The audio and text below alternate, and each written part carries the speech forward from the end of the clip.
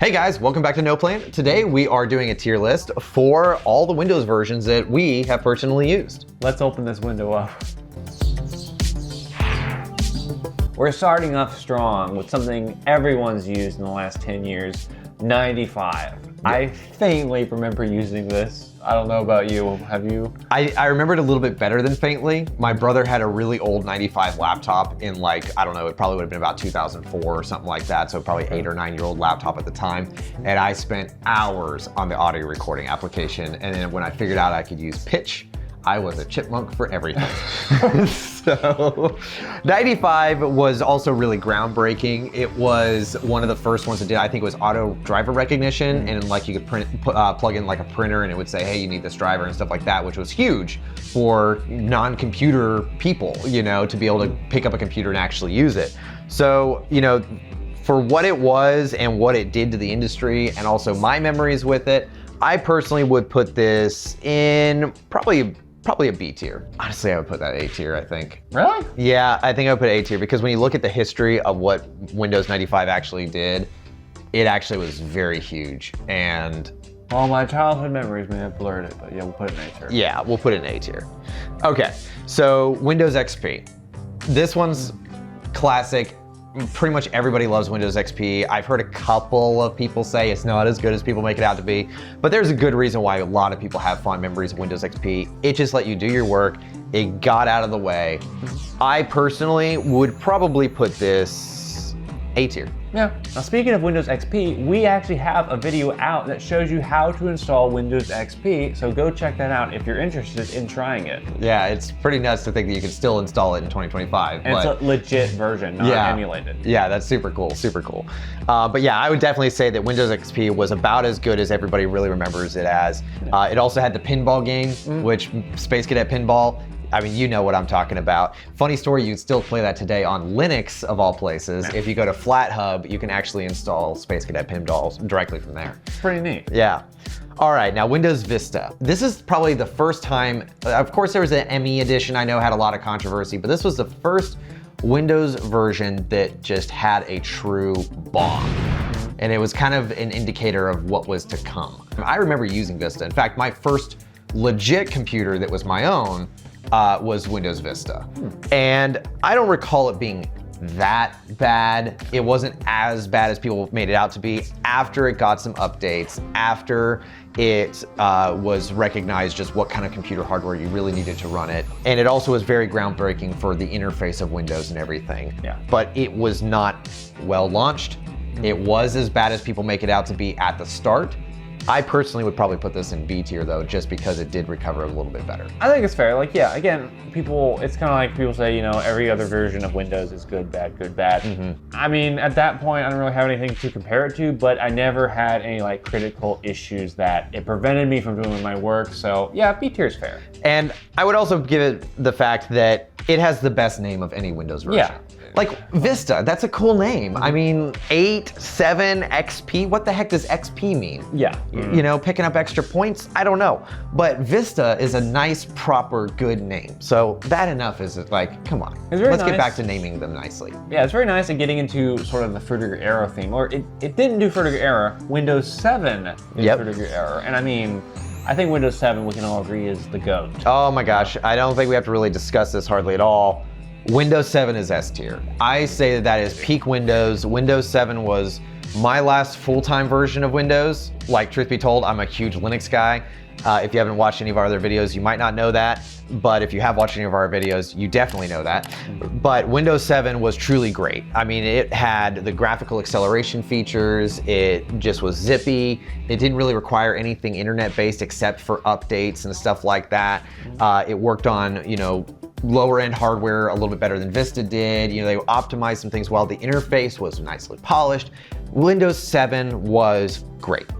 Yeah, I'd agree with that. Although it's kind of funny, when you go back to it now, it feels it's almost like you don't want to touch it because it feels very outdated. It is feeling dated, but I mean, especially at the time, it just was great. We blew everything away. Yeah. Now, unlike Windows 7, we have Windows 8. And I never really, I think I remember Windows 8 being released. We tried it, and then immediately went back to Windows 7. That was a lot of people. Yeah, we did not, I didn't care for it. On the Surface that we had, it was running Windows 8 as well, and like just going back to it, it has like the bones of Windows Phone, which is a really cool project. Yeah. But it just does not work on desktop. Well, that's the thing, is they were trying to go to this whole unified interface experience to where you're using the same interface on a laptop, on a desktop, on a phone, on a tablet, and all this kind of stuff, because of course the iPad came out, the iPhone was there. Everything seemed like it was going mobile, but then you still needed desktops and stuff like that. It was an attempt, but it wasn't a good one. It was one of the operating systems of all time. Yeah, and the thing that was even so bad about it was they made it so convoluted as to where your app was and if it was even running still, and like how do you close that? Like, it was awful. Almost everything they were trying to do was full screen interface. It was bad. too different. I think this is F tier. Oh, Solid F tier. Solid F tier.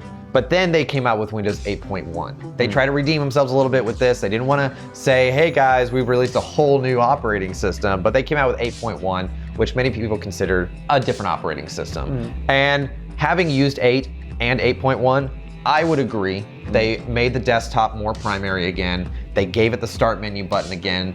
They didn't give it a start menu, but it was a better improvement to where I would say that was a good enough try to at least make it C tier. Yeah, and I'll be honest, I didn't use 8.1 because I was so scared by 8. Yeah. But I mean, I think that's fair. I definitely would, it has to live above 8. Yeah. Because it was an improvement. Yeah, it has to be. All right, now Windows 10.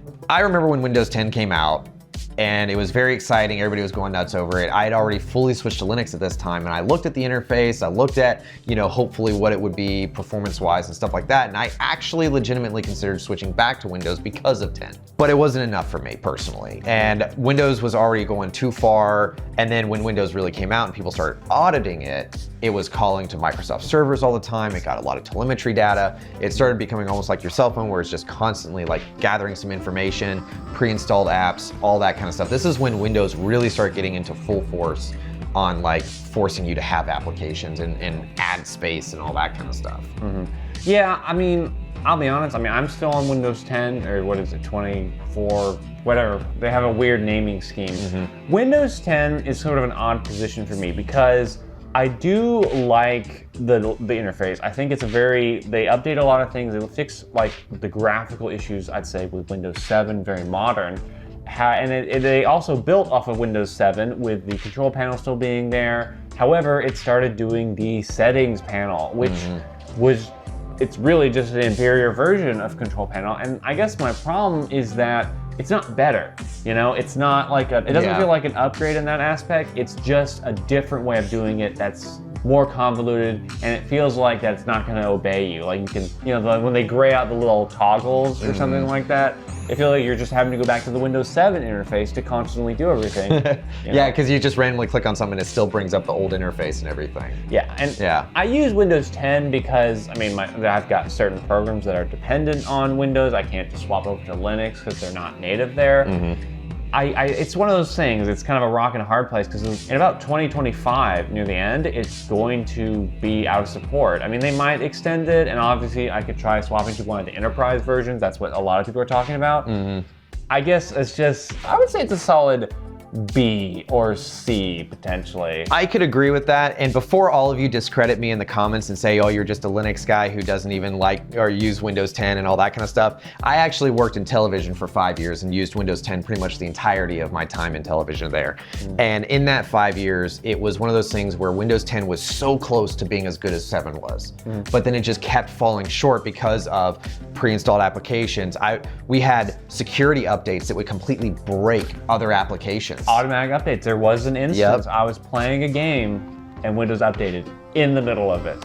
It's bad. Yeah. And when Windows 10, it's like that they just brought Windows back after 8 and 8.1 just enough for you to go, okay, Windows is getting good again. And then they were like, no, but we're still going to do all these Microsoft sort of things. And so for me, I think that makes it to where it is a solid 10 or B tier.